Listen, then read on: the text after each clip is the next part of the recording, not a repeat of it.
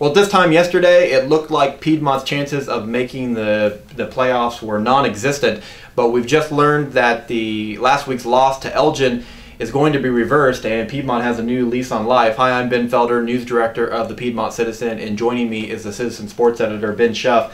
And Ben, we don't know a lot except for the fact that Elgin is going to have to forfeit last week's win over Piedmont. Yeah, excuse me. Apparently what's been ruled so far is, or what we know so far at this point at least, is that an Elgin player who played last Friday against Piedmont has been ruled ineligible, meaning that Elgin has to forfeit the win, the 38-35 victory they had.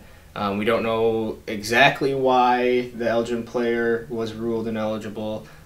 Coach Church said that he was told it had something to do with his amateur status. Other than that, we don't know a whole lot in terms of why, whatever the violation was, or what OSO saw, or why they deemed the player ineligible.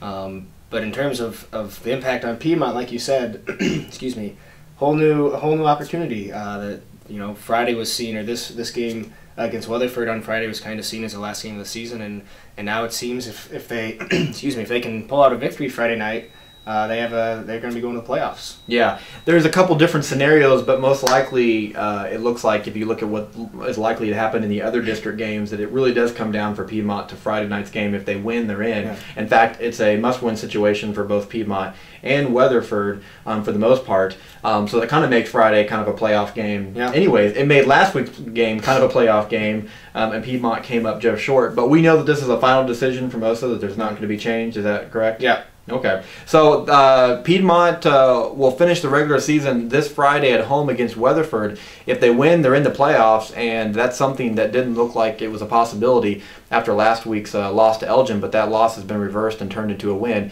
after OSA deems that Elgin has to forfeit the game. For the Piedmont Citizen with Ben Schuff, I'm Ben Felder. Continue to log on to PiedmontDaily.com this Friday for post-game stories and highlights.